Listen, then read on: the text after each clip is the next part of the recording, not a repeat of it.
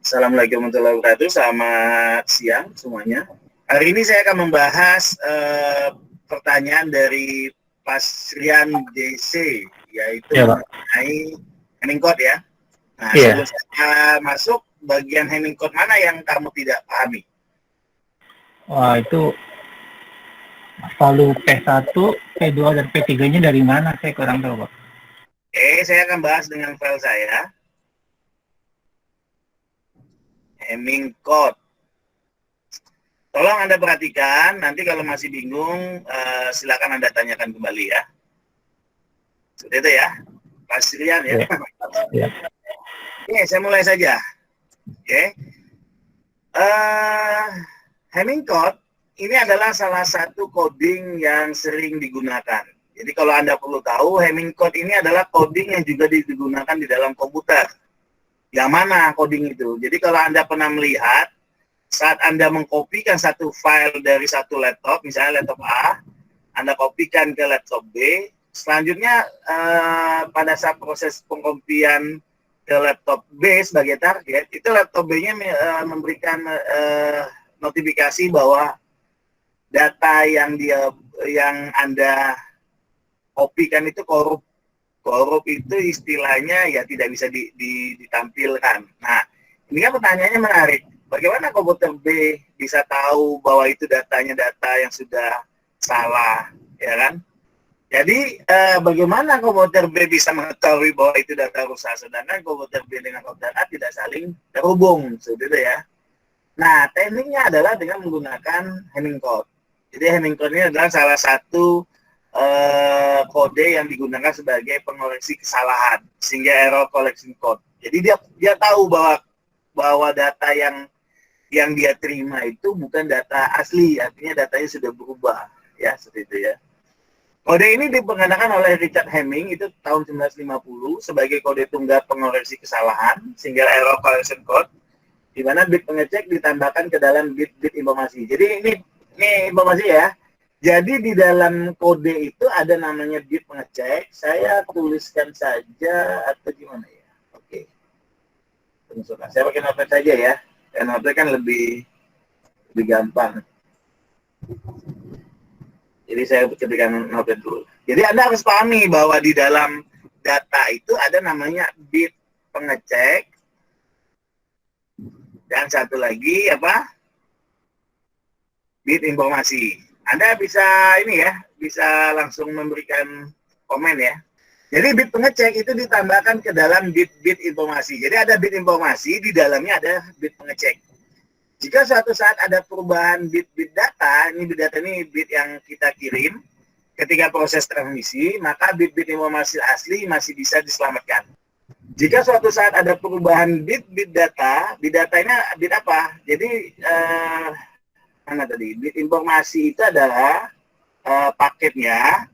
Di dalam bit informasi itu nanti isinya itu adalah sama bit data. Berbeda ya. Oke. Saat perubahan bit data terjadi ketika proses transmisi pengiriman ini bisa seperti tadi ya, dari melalui flash disk, bisa juga melalui pemancar, segala macam. Yang penting transmisi ini adalah keluarnya data ya. Maka bit-bit informasi, bit yang penting itu, yang data kita, itu masih bisa diselamatkan. Kode ini juga dikenal dengan istilah parity code. Bit pengecek tambahan itu diberikan pada bit informasi. Nah, ini nih kata-katanya. Bit pengecek tambahan itu diberikan pada bit informasi. Jadi dia dimasukkan ke dalam bit informasinya. Jadi seperti ini jadinya konsepnya. Jadi bit informasi itu nanti berisi bit pengecek dengan bit yang kita kirim, bit data yang kita kirim. Ya. Sebelum ditransmisikan. Sedangkan pada sisi penerima itu dilakukan pengecekan ulang dengan algoritma yang sama dengan menggunakan pembangkitan bit pengecek tambahan. Nah, ini sekedar pendahuluan dari Hemming Code ya. Next, kita lanjut. Nah, ini tadi pertanyaan dari Raizan tadi. Bagaimana sih pertanyaannya pengisian bit tambahan pada bit informasi? Jadi bit pengecek itu gimana caranya kita isikan? Ini kan menjadi pertanyaan menarik. Nah, X yang Anda lihat sekarang itu adalah yang P1, P2, P3, benar bukan? Iya, Pak. Sedangkan yang 1011 atau di A3, A5, A6, dan A7 itu adalah bit data kita. Bit yang pengen kita kirim. Misalnya kita pengen ngirim datanya 1011. Nah, ingat ya, Anda kalau bermain 7 bit, Anda hanya punya 4 bit untuk data. 3 bitnya adalah bit pengisi ya, atau bit pengecek namanya. Tadi bit pengecek ya, ini kan namanya berubah, bit pengecek. Jadi kalau Anda ingin bermain, misalnya bit informasi Anda cuma 1. Kalau bit informasi cuma 1 kan cuma high sama low, benar tidak? Jadi kalau Anda informasinya cuma 1 bit, Anda harus punya 2 pengecek. Ya. Kalau Anda pakai 4 bit, Anda harus punya 3 pengecek. Nah, ini kan ada 4 bit nih tadi. Jadi Anda lihat ada 4 bit, Anda harus punya pengeceknya ada 3. Kalau Anda menggunakan 11 bit, Anda harus punya 4. Anda punya 26 bit ya, bukan byte ya. Bit itu Anda cuma butuh 5 pengecek.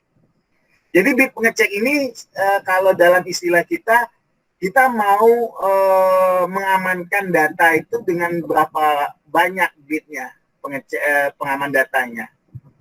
Ya, kita pakai standar saja lah. Komunikasi serial itu kan 8 bit. Benar ya? Komunikasi serial itu kan 8 bit.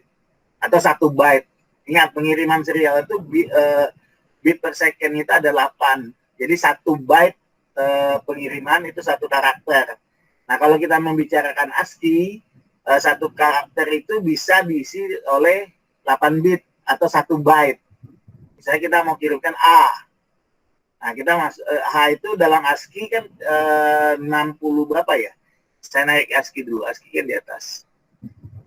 A itu mana A? A besar. A besar itu kan nilainya 41 heksa. 41 heksa. Nah, ini kan 1 byte. Ini 3, ini 4. Ini 3, ini 47. Padahal 1 byte 8. Ingat ya.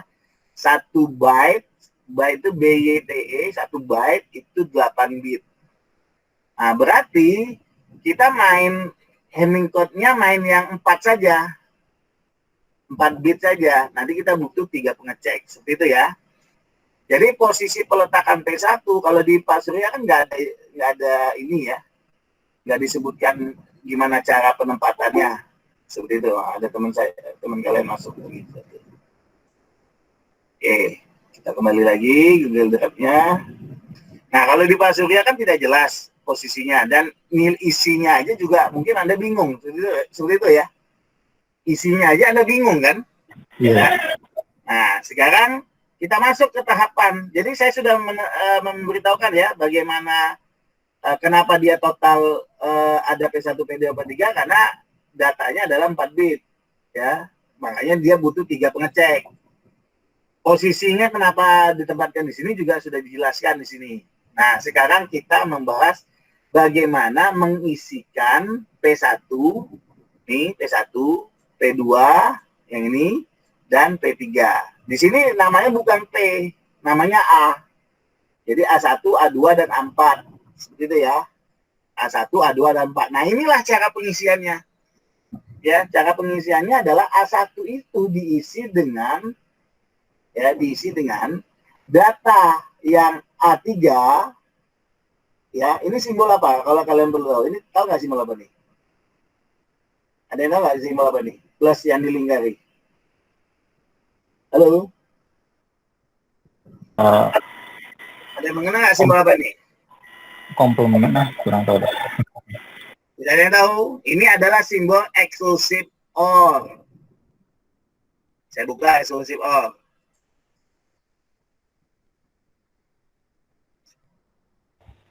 Pak, maaf Ya. Pak. Teman saya satu lagi ada yang mau masuk Pak. Mana belum ada tuh lihat tuh. Belum Mana? ada. Oh, bentar Pak, saya bilang dulu Pak. Ya, ya udah nggak apa-apa sambil jalan aja, kan ada rekamannya ntar. Nah, itu adalah simbol dari exclusive OR. Nih lihat nih, exclusive OR. Sama persis nggak? Nah, tuh. Sama nggak? Sama, Halo? sama. Sama. Apa tabel kebenaran dari exclusive OR? Anda paham nggak tabel kebenaran exclusive OR? Hah? Kalau tabel M, Anda paham kan? Ini saya ulang sedikit nih, biar Anda paham.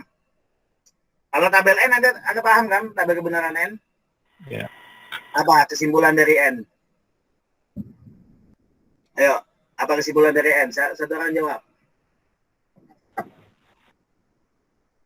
Tidak ada yang berani jawab. N not ya Pak? M, saya ngomong M nih, gerbang M. Ini kesimpulannya ini nih, simpulannya. Nih, yang saya lingkari ini. Ya. Jadi, ini agak panjang bagi saya. Kesimpulan yang paling benar, yang paling pendeknya adalah jika salah satu ya, jika salah satu dari input bernilai logik 0, maka dapat dipastikan outputnya adalah 0. Ingat, itu kesimpulan. Kalau ini simpulannya agak panjang. Dia bikin 2. Jika A dan B keduanya high, maka X-nya high. Iya, A dan B high, outputnya high. Jika input A atau B salah satu atau keduanya low, maka outputnya akan low. Saya ambil kesimpulan yang nomor 2 saja. Jadi inputan N mau sebanyak apapun A, B, C, D, E, F, G, H, I, J sampai ribuan, jika salah satunya ada yang berlogika 0, itu pasti 0. Paham ya? Saya ambil kesimpulannya, pokoknya ada satu aja yang 0. Mau inputan manapun. Dia adalah 0. Berarti ini Anda harus paham dong. Ini kan gampang ingatnya. Dan N itu apalagi simbolnya adalah titik kan. Simbol kali kan. Nah, kan kalau Anda di matematika dasar, apapun yang Anda kalikan dengan 0, hasilnya apa? 0. Benar nggak? Ya. Jadi ini bisa jadi pegangan. N. N itu simbolnya adalah kali atau dan dalam bahasa Indonesia. Nah, ingat nih, kalau N, pokoknya salah satu aja ada yang 0, nggak usah dicari outputnya, pasti 0. Oke. Kalau OR kan kesimpulannya apa? Kalau OR itu kebalikan dari N. Ya. Jika ada salah satu yang berlogik 0, jika ada satu aja yang berlogik 0. Kebalik, berlogik 1. Kalau OR itu 1. Maka outputnya akan 1. Ya. Kalau semuanya 1, ya pasti 1. Ya penting pokoknya ada 1 aja di salah satu input. Jadi inputnya itu sekian banyak nih, misalnya sebanyak ini, A, B, C, D. Salah satunya ada yang berlogika 1, pasti outputnya 1. Pasti 1. Karena dia OR. Dan simbolnya adalah tambah. Apapun yang ditambahkan dengan 1, ya pasti akan 1. Nah, kita nggak ngomong 2 ya. Bukan penambahan biasa, ini penambahan digital. 1 di-OR-kan dengan 1 atau disimbolkan dengan plus, itu pasti 1. Nah, kalau untuk tabel kebenaran not itu sangat gampang. Kalau masuknya 0 pasti 1. Masuknya 1 pasti 0. Artinya kalau not ini orang kebalikan aja. Orang nanya apa, dijawab apa gitu. Oke. Kalau NaN bagaimana? Nah, kalau NaN ini sebenarnya kita melihat logika tabel ini adalah kebalikan dari N. Kalau N tadi semua berlogika 0 adalah 0, nah sekarang dibalik. Semua yang anggota 0 adalah 1 outputnya. Semua inputannya 0 itu akan menjadi 1, bukan 0. Nah, begitu juga dengan 0. Ya kan? Nah, seperti itu gampangnya. Ya, untuk memahami digital. Nah, yang aneh itu adalah exclusive OR yang tadi saya bilang. Exclusive OR itu bagaimana? Ada di buku menyatakan jika inputannya berbeda, ini kayak 0 dan 1, ya, 0 dan 1 ya, itu pasti outputnya 1. Itu di buku, salah satu buku menyatakan seperti itu. Jika ada input 0 dan 1, itu pasti outputnya 1. Tapi sebenarnya yang paling tepat adalah jika inputan 1 berjumlah ganjil, maka outputnya 1. Itu yang paling tepat. Kenapa saya bilang itu yang paling tepat? Jadi kalau saya buka Excel di sini, dan saya mainkan inputannya 3, inputannya 3 nih ya. Saya ceritakan kepada Anda ya. Kalau inputan 2 kan sudah pasti ada contohnya.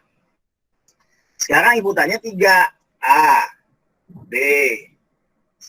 Sekarang kita kasih X-nya di sini. Ya. Gitu ya. Nah, ini kan di bawahnya kan ngikutin kan? 0000 gitu kan? Nah, ini bawahnya kita ini kan dah. Ya kan? Ini kalau buatnya kan gampang. Nolnya sebanyak kalau 3 itu 2 pangkat 3 8 ya. Ya, berarti ini 4. Ya, 1, 2, 3, 4. Berarti ini 1. Nah, ini pasti 0, 1, 1, 0, 0, 1, 1. Kalau ini kan 01, 01. Nah, copy aja ini. Nah, kayak gitu kan? Benar kan? Benar ya? Ya, benar ya? Nah, perhatikan. Tadi di bukunya menyatakan inputan yang berbeda itu 1 lah. Kalau inputannya ada 3 gimana?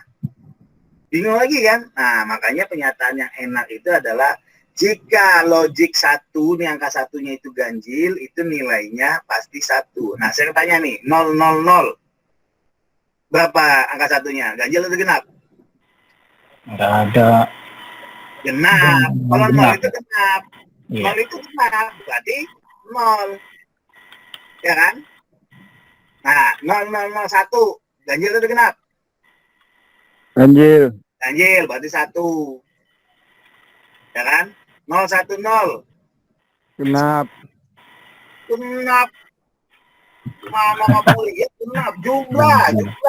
Ganjil. Nah, ini Genap. 2 genap. ya. Nah, ini Ganjil. Ini Genap. Oh iya benar ya. Ini Genap. Ini Genap. genap. 2 ya. Ini 3 ganjil. Nah, sekarang saya tanya kepada Anda. Kalau Anda ngelihat ini, seharusnya Anda pasti bilangnya 0, dong. Benar nggak? Seharusnya 0 dong kalau Anda lihat ini. Kan sama nih Pak, satu semua. Itulah tadi pernyataan untuk input 2 itu oke, sama. Karena input 2 itu kan kayak gini. 0, 0, 0, 1, 1, 0.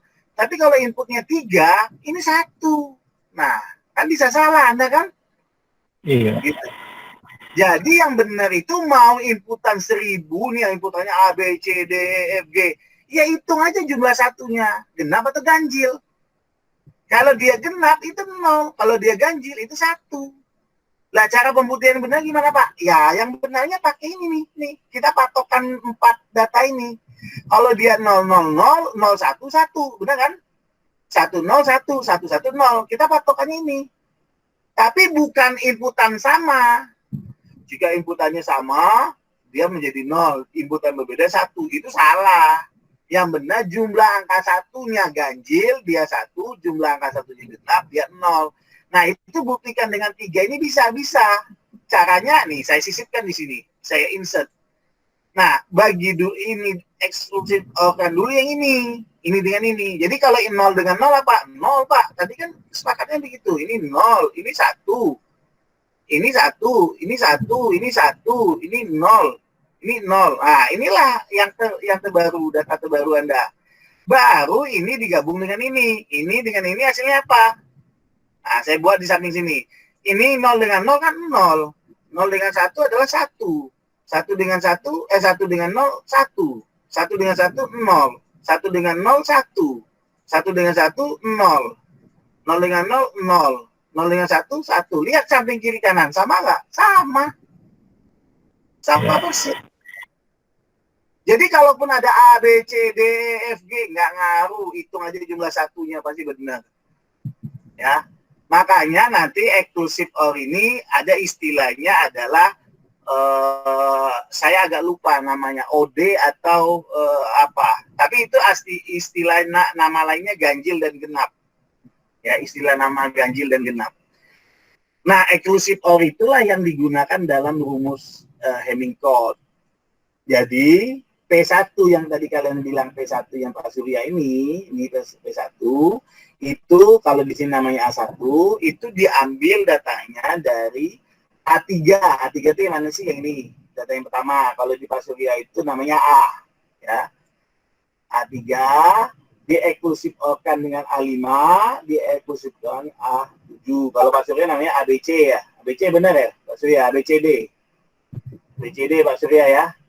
Nah, jadi 3, 5, 7. Saya nggak seret dengan ABCD karena saya lebih senang ini ngingatnya yang ini gampang. Jadi kalau A1 Anda lompatnya 1, ngerti nggak?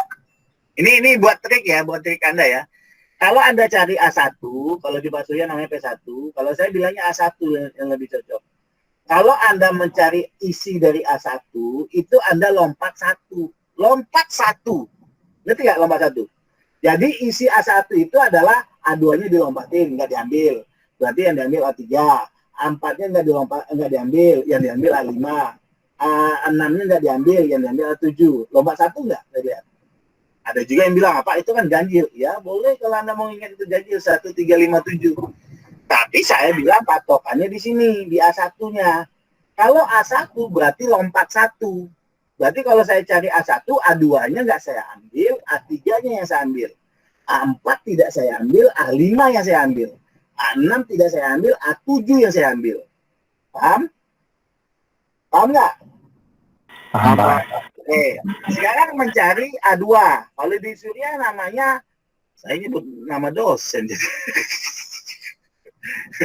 Di Surya namanya P2, ya kan? Nah, kalau di saya bukan P2, dia adalah A2. Nah, A2 gimana, Pak? Ya itu, lompat 2. Lompat 2 gimana? Kan dia sudah 1 A2 udah lompat. Kita nyari di A2 nih. Berarti A3, A4, A5 lompat. Nggak diambil. Jadi 3, 4, 5 nggak diambil. Terus, sorry. Ini lompatnya benar nggak? 3, 4, 5. Nah, lompat 3, sorry. Jadi ini lompat 1, ini lompat 3, ini nanti lompat 5, 6, 7 itu lompat 4. Ini lompat, ini A2 ya, benar ya? Ini seharusnya benar ya, 3, 4, 5. Oh benar. Kalian nggak bantuin lagi. A3, yang nggak diambil kan 4 dan 5 kan? Ya. 4, 5 nggak diambil kan? Nah, nanti ambilnya 7. Jadi dia ngambilnya 2 digit. Jadi kalau kita urut, ini urutannya nih yang ini yang saya blok nih. Nah, lihat, ambilnya itu lompat 2. Lompat 2, lihat. 3 diambil. Terus 5, 6 enggak. 5, 6. 3 diambil. 4, 5 enggak. 4 dan 5 enggak ya. Yang diambil selanjutnya adalah 6, 7. Karena dia ambil 2. Ambil 2, ingat ya. Ambil 2. 6, 7. Nah, 8, 9 enggak diambil sama dia. Yang diambil 10, 11.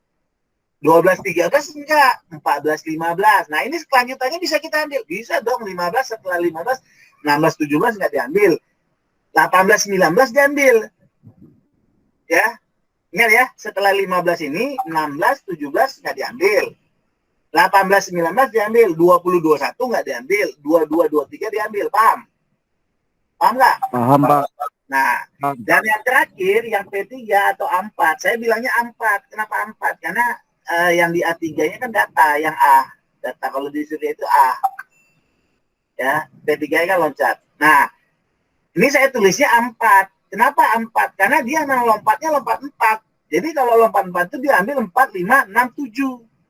Nanti yang 8, 9, 10, 11, 12 nggak diambil ya nih A4 nih. Nih, ini 4 nih. Ya. Ini 4, 5, 6, 7 itu satu paket. Ya kan? Ini juga satu paket. Yang ini kan 1. Ini 2. A2 dan A3 2. Ya kan? A4 ini 4. Berarti 4, 5, 6, 7. 8, 9, 10, 11 itu nggak diambil.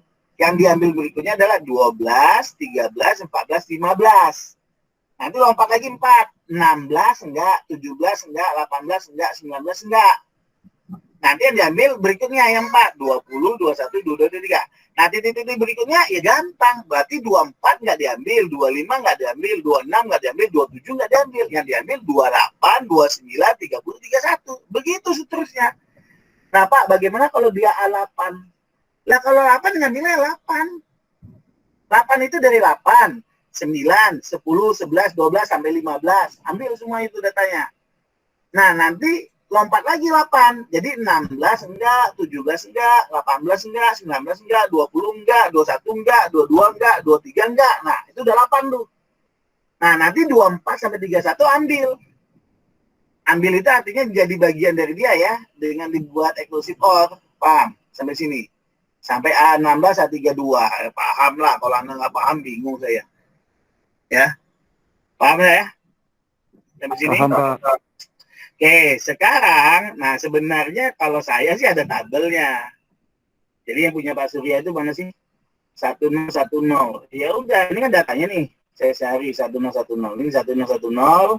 Berarti A-nya 1, P1-nya isinya 1, P2-nya isinya 0, P3-nya isinya 1. Kalau saya ada tabelnya. Tabel Hamming code untuk 4 bit. Ya kan, tapi kalau ujian nih mahasiswa jangan saya suruh bawa ini tabel. Beruntung banget tuh mahasiswa, saya minta dia ngisi sendiri karena dia gampang sebenarnya. Nah, benar nggak jawaban tabel saya 1010 yaitu 101101 101. Benar jawaban saya tuh 101. Oke, nah pertanyaannya adalah, Pak, bagaimana cara mengisinya? Ya itu kasih contoh aja. Kita kasih contoh. Contohnya mana? Nih, contohnya di bawah tabel nih. Nih. Ya, Pak Surya ininya sama lagi 1010. Pak Surya sama 1010. Saya sekarang buktikan nggak pakai 1010. Anda mau minta data berapa? Dari 000 sampai 111. Anda mau minta data berapa? Nanti kita lihat di tabelnya ya. Anda mau minta data berapa? 1111 ya. Ah, ini ada yang berani itu ngomongnya. Pak, saya mintanya data 11. 11. Ya, 11 semua. Nggak apa-apa. Oh, nggak apa-apa. Ya udah, 1111. Berarti ini kan nih 1111. Saya ambil referensinya di sini ya. Saya kecilin biar Anda bisa lihat. Oke, ini berarti datanya sudah pasti sama semua ya. Saya cari A1. Kelihatan nggak? Kalau nggak kelihatan, saya naikin formatnya. Kelihatan, Pak. Ah, segitu tuh. Nggak kelihatan, kalian awas. A3-nya ini nih, A3. Ya, A3 kan, bener kan? Karena kan datanya kan kayak gini, XX, X, ya kan? Bener nggak? Seperti itu kan? Iya, Pak. Nah, ini kan saya tulis di sini A1, ya kan? Oh, geser spasi 1 lagi. Kan? Ini A2, ini A3, A4, A5, A6, A7. Nah, supaya lebih enak lihat datanya itu, A-nya A besar saya ganti. Nah, dia bilang A3, karena dia 1 kan berarti 1, 2, enggak 3. A3 1. Nah, ini saya anggap tanda eksklusif ya. Karena kan saya nggak bisa bikin ini. Ini tanda eksklusif. Iya. Eksklusif, berarti A berapa lagi? A5. Ini 5 nih. Eksklusif lagi. A7. Nah, hasilnya apa? Saya tanya, ganjil itu kenapa? Ganjil. Ganjil. Kalau ganjil itu nilainya? 1. 1. Oke. Kita copy saja. A2. A2 itu berarti 2 digit. Berarti ini A3. A3 tetap 1. A berapa lagi? A6. A6 1. Ini data 111 ya 1 semua ini, cuy. Hah? Ini 1 semua Ya. ini. Tuh kayak di atas nih. Makanya jangan 111 lah. Ganti. Saya ganti. Ini aja nih jadi 0. Ujungnya jadi 0 ya. Ujungnya jadi 0 ya. Jadi datanya bukan 111 tapi 110 atau dibalik 0-nya di depan. Nah, kayak gini ya. Ya. Oke, berarti ini kan 0 kan? Nah, berarti ini A1-nya pasti 0 dong. No. Ya, kalian jangan kasih contoh yang gampang. 111 ini 111 isinya 1 semua. Jangan lihat yang gampang dong. Cari yang agak mendingan gitu. Oke. Mana tadi ini Pak saya? Oh, sini. Oke. Berarti saya ganti datanya 0111. A1-nya kenapa 0? Karena ada 2 digit angka 1. Ini genap nih. Terus selanjutnya ininya 0, 6-nya 1, 7-nya 1. Berarti ini sama 0 juga. Terus 4-nya berarti ngambil dari 4, 5, 6, 7. 5, 6, 7 itu 111. Nah, 1. Isinya 1 ya. Benar ya? Nah, kita lihat di tabel saya. Jika datanya adalah 0, 1, 1. Nah, ini ya. Nih, yang saya blok nih. Nah, lihat. Apakah A1-nya 0? Benar. Apakah A2-nya 0? Benar. Apakah A4-nya 1? Benar. Benar nih. Udah benar. Ya, sehingga datanya nanti, nah ini kan kesimpulannya datanya ya. Sehingga data yang dikirim, ini kan ngomongnya data yang dikirim nih. Sehingga data yang dikirim itu adalah 0, 0, 0, 0, 0, 0, 1, 1, 1, 1. Salah ya? Benar kan? 0, 0, 0, ini 4, ya 1, 1, 1. Benar nih, ini data yang dikirim. Ya. Ini data yang dikirim ke pemancar. Nah, sampai sini paham nggak? Paham. Di Pak Surya ada pembaliknya nggak ya? Kenapa? Ini apa nih? Ini apa nih yang di bawah ini? Contoh error oh, ini di receiver. Nah, di receivernya bagaimana? Ini yang pengirimnya ini ya. Ini yang pengirimnya. Yeah. Nah, Anda kan tadi cara nanya saya, Pak, tahunya P1, P2 isinya apa? Berarti Anda sudah paham ya? Sudah. Sekarang contoh errornya yang mau dicari kan? Ya, errornya yang dicari kan? Ya. Nah, di materi saya, di sisi penerima ada receipt data, cara mengeceknya bagaimana? Kan tadi di awal kan disebutkan nih, mana ya? Nah nih, jadi pada sisi penerima dilakukan pengecekan dengan algoritma yang sama dengan membangkitkan bit pengecek tambahan. Jadi di bagian penerima, yang tadi saya bilang laptop B itu bisa tahu, itu bagaimana caranya. Nah, seperti ini. Ini rumus kedua. Rumus kedua di sisi penerima. Sebenarnya rumus kedua ini sama dengan rumus pertama, yang ini. Bedanya apa? Bedanya yang A1-nya dimasukkan ke dalam, A2-nya dimasukkan ke dalam, A4-nya dimasukkan ke dalam. Dan rumusnya menjadi E1. Ya, rumusnya menjadi E1 sama dengan A1. Yang tadi itu yang bagian A1 tadi kan masuk ke dalam tuh. Nah, dia sama persis, tidak jauh berbeda. Nanti E2 itu adalah 2, kan 2 yang masuk ke dalam tuh 2, 3, 6, 7. Nah, yang E3 ini yang saya tidak seret. Kalau saya bilang ke mahasiswa saya, ya harus tetap E4. Cuma memang urutannya ada E1, E2, E3 doang. Itu urutan resminya adalah E1, E2, E3. Cuma saya menyatakan lebih bagus ini adalah E4. Karena A4-nya masuk ke dalam, berarti kita mencari E4-nya. Kenapa itu? Nanti ada rumusnya. Ini rumus yang saya ciptakan sendiri. Jangan diganti 3. Kalau 3 nanti bingung.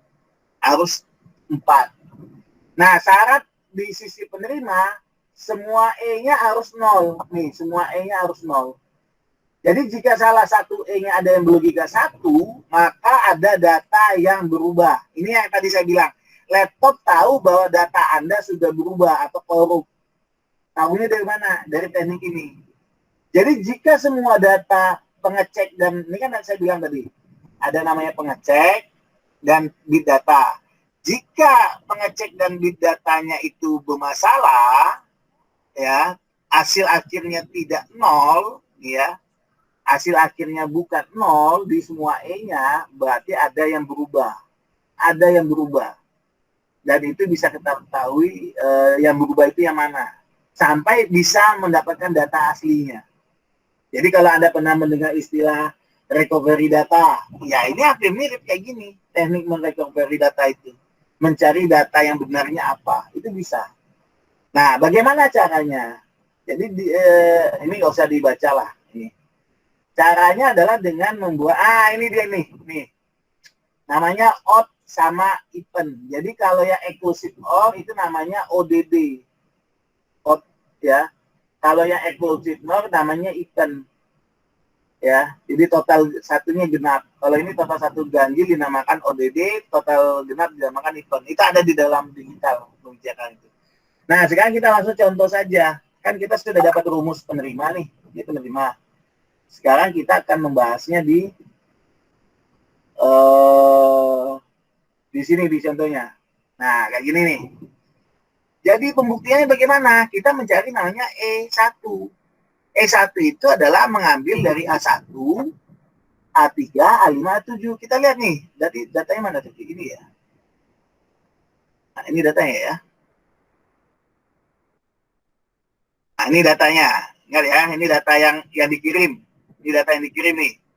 Ya. Saya geser seperti yang tadi.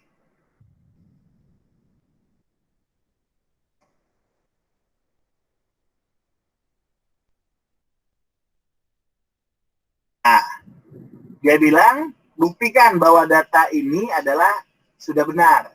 Ya gampang lah. 0. Ya kan? Eksklusif. Mana A2, 0 juga.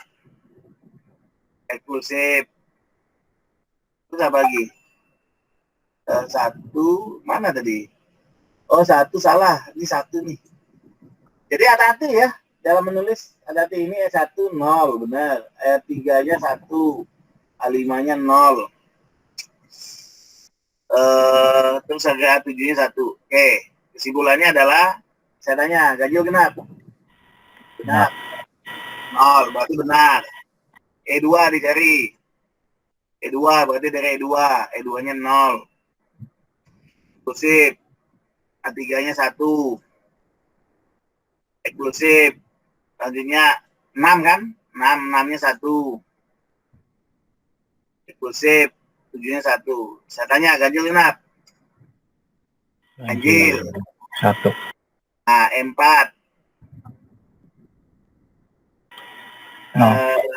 Mana? 4 itu 0. 0 ya? 0. 1. 1. Hasilnya? 0. Nah, berarti kan bisa dibilang ini data yang dikirimkan oleh pemancar. Ini kan data yang dikirim oleh pemancar. Yang rusak itu adalah A2. A2. Berarti A2-nya berubah menjadi 1. Enak ya? Gampang kan? Dibanding kalian dengerin audio. Ya, gampang. Nah, sekarang saya kasih tantangan kepada Anda. Tantangannya apa? Yang berhubungan dengan E4 tadi ini. Kenapa bukan E3? Kenapa E4? Jadi saya bikin kayak gini. Saya kan udah ada tabelnya ya. Ini kan tabel saya ya. Benar nggak? Ya, Pak. Ada yang masuk nggak ya? Jadi tempatnya temennya mau masuk, nggak mau masuk. Oke, sekarang perhatikan. Ini saya jelas-jelasan banget saya perlihatkan datanya yang ini ya. Ini boleh saya pun nggak yang di atas nih? Karena saya lebih tertariknya di penerima dibanding pemancar. Saya selalu bikin soal ujian tuh nggak pemancar. Karena pemancar itu gampang. Data pemancar itu adalah pertama Anda dulu yang menentukan data. Data Anda berapa. Dan selalu mainnya 4 bit. Kenapa 4 bit? Karena kalau saya minta mainnya di atas 4 bit berarti 11 bit. Pasti Anda udah males kalau di soal ujian ada 11 bit. Benar nggak? Ya udah yang paling standar itu 3 dengan 4. Ini sudah standar nih. Sudah standar. Kalau Anda main 11, ya itu sih lain. Kalau mau ngerjain mahasiswa 26 ya enak nih. Datanya 26. Tuh enak ngerjain mahasiswa. Nah, sekarang saya jarang menggunakan soal itu di bagian pengirim karena itu sangat sederhana, gampang. Saya bilang ini gampang banget. Saya lebih senang soal ujian itu adalah di bagian penerima. Karena penerima saya nentukan. Ya kan? Oke, saya tentukan. Nah, di sini saya terang-terangan akan mengganti datanya. Nih, Anda bisa lihat, ini datanya saya ganti. Dan Anda bisa tahu data yang rusak itu apa, ya. Oke. Kita ambil contoh yang lain dulu deh. Ini aja dulu deh. Nih. Ini datanya adalah 11. Nih, saya ambil yang ini ya. 1, 2, 3, 4, 5, 6, 7. Nih, saya ambil yang data 7 nih. Saya ambil data 7 ya. Ingat nih, yang 0110. Ini jawabannya adalah 0110. Seperti itu ya. Saya ambil data yang ini ya. Nih. 0110. A-nya 1. Ya. A2-nya 1. A3-nya 0. Tolong dibacain dong. A4-nya. Tolong dibacain. Mana kalian? 0. A5-nya? 1, 1, A5-nya 1, 1. A6-nya 1. 1, A7-nya 0. 1, Oke. ya. Nah, oke ya. Ingat ya, data yang saya inginkan yang ini nih. Yang data, ini data nih. Ini info nih. Ini info saya. Oke. 0 di data bitnya 0, 1, 1, 0. 1, 1, 0, 0, 1, 1, 0. Nah, sekarang yang saya ubah adalah A7. Ingat, yang saya ubah adalah A7. Saya jadikan jadi 1. Paham? Data ini diterima. Jadi kalau di soalnya diterima satu data di mana datanya adalah ini. Paham sampai sini? Paham? Paham, Pak. Oke, sekarang kita ubah isinya. Ini A1 isinya 1, A3 isinya 0, A5 isinya 1, A7 isinya 1. Ganjil genap. Ganjil. 1. A2-nya 1, A3-nya 0, 0. A6-nya 1, 1. A7-nya 1. Ganjil genap. Ganjil. Ya. Selanjutnya 4. A4-nya 0, A5-nya 1, A6-nya 1, 1. A7-nya 1. Ganjil genap. 1. Nah, di sini kan jawabannya adalah yang rusak adalah E1, E2, dan E4. Benar nggak? Ya. Jadi ini data. Yang rusak itu adalah ini. Nah, ini ganti jadi 0. Ini ganti jadi 0. Benar ya? Seperti itu ya? Sama ini ganti jadi 1. Seperti itu kan? Nah, sekarang data aslinya kan tetap ini kan 0111 kan?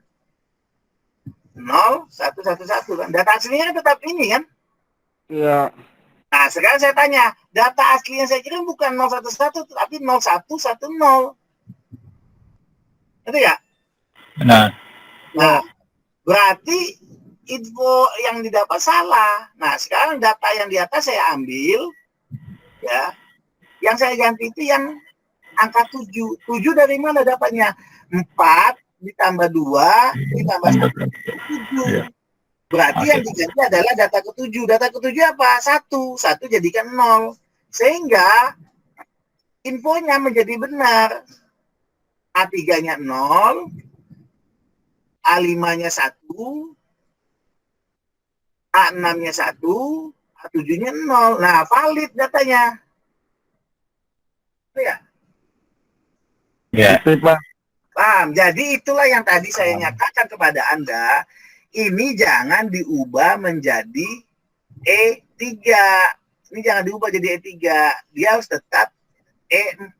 Karena fungsi dia itu adalah menjumlahkan jika yang error itu adalah bagian informasinya, bukan bagian pengeceknya. Kalau dari contoh ini, yang error itu kan bagian pengeceknya, makanya dia ubah. Tapi kan infonya nggak salah kan, infonya tetap benar. Gitu. Makanya di sini kan disebutkan, bisakah Anda menentukan bit yang salah? Bisa, ya kan, dilihat dari E-nya. Tapi kalau E-nya cuma ada 1, misalnya E1 yang error, ya berarti E1-nya yang error, E2, E3 nggak error. Tapi kalau errornya ada 2, berarti kita bisa menebak bukan bit pengeceknya yang berubah. Ingat ya, data itu diubah, kita nggak bisa nentukan antara bit pengecek sama info. Ingat, data itu kan dikirim bersamaan antara bit pengecek dan informasi yang kita kirim itu kan bergandengan. Terus tiba-tiba di perjalanan pengiriman transmisi pakai radio ada petir di perjalanan data tersebut. Ya kan petir nggak milih, saya ubah ya pengecek, informasi nggak saya ubah. Ya nggak kayak gitu, bos. Yang dilakukan petir ya jeder aja, data yang berubah, ya terserah mau infonya berubah, mau bit pengeceknya berubah. Itu mah petirnya yang nentuin, bukan ininya. Nah, di sini pertanyaannya agak aneh. Dia tetap fokus di E1-nya, E1, E2, dan E3-nya. Itu salah. Ini harus dikembangkan bahwa yang berubah itu bisa saja informasinya, bisa saja bit pengeceknya. Jadi fungsi bit pengecek di sini adalah sebagai pembanding untuk membandingkan isi dari data, dari info yang dikirim. Ya. Jadi inilah kelebihannya dari Hamming code. Hamming code ini adalah saat Anda mentransmisikan satu data dan di penerima melakukan proses penerimaan dan terjadi error pada data, penerima itu tidak perlu lagi meminta pengirim untuk mengirim ulang. Tolong kirim ulang lagi datanya, nggak perlu.